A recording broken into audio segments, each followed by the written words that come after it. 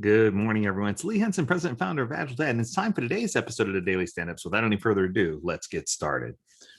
It is Wednesday, hump day. Lots of cool things going on.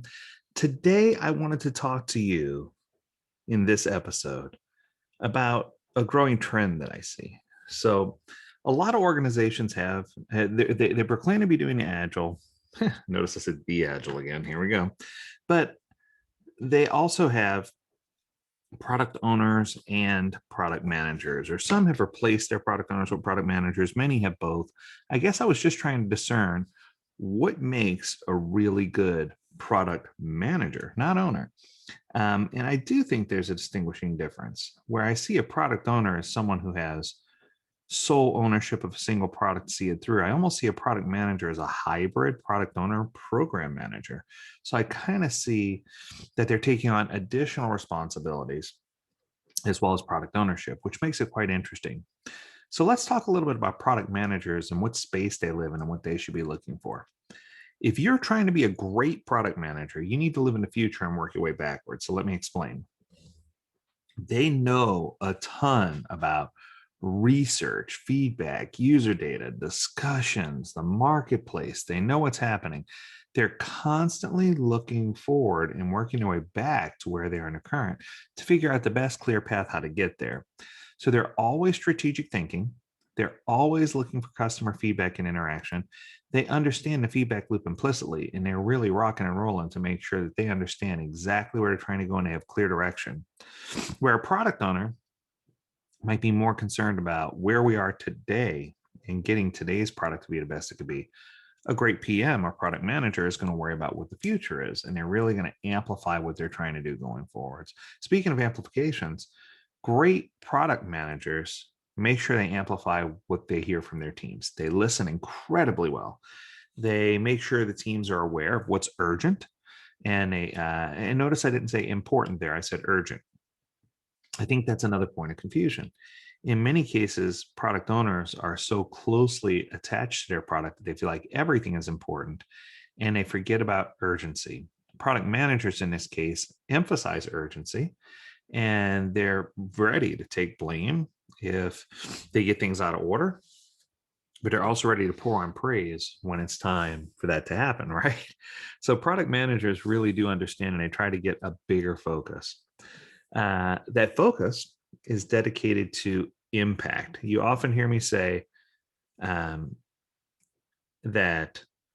output is just that, it's output. It's what it is and it's what you get. But if you're focused on outcome, outcome yields impact and impact yields results. So it's one of those things where you're trying to focus on outcome instead of output in an effort to get to impact. So you're constantly fine tuning a strategy for your product or a strategy for your business to make sure you get exactly where you need to do so that all your hard work can be amplified. But the PM doesn't necessarily care about accolades or awards.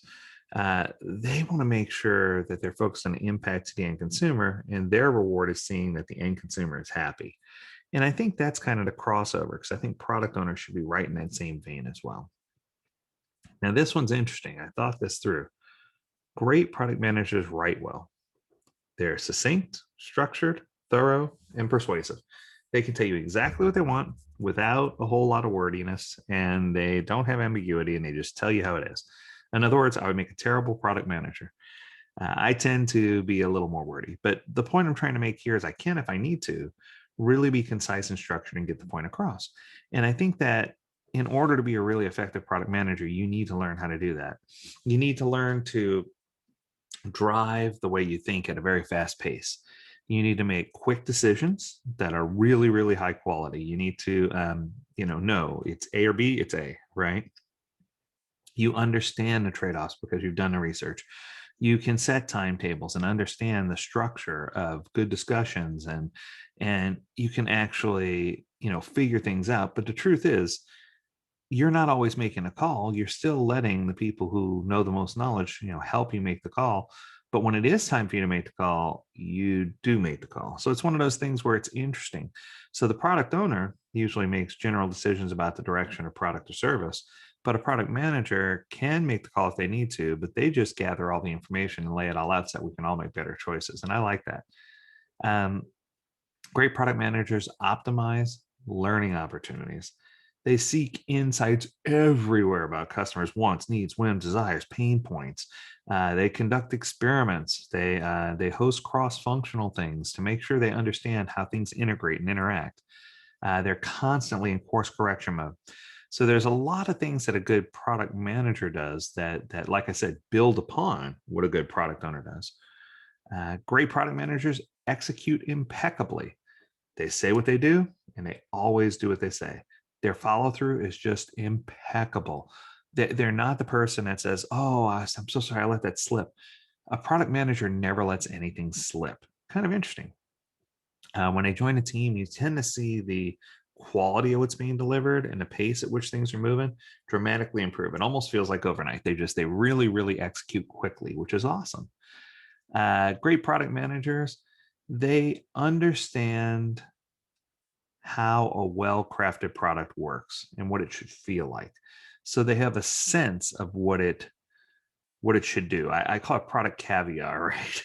They know the finer things about the product. And it's just interesting that they stay in touch with all those finer touch points.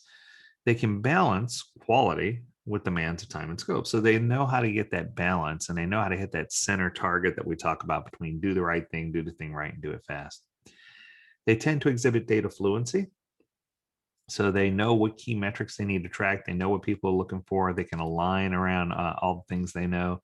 They know how to design and analyze solid experiments. They know when it's worth it to put in the extra effort, and when it's worth it to just cut things down.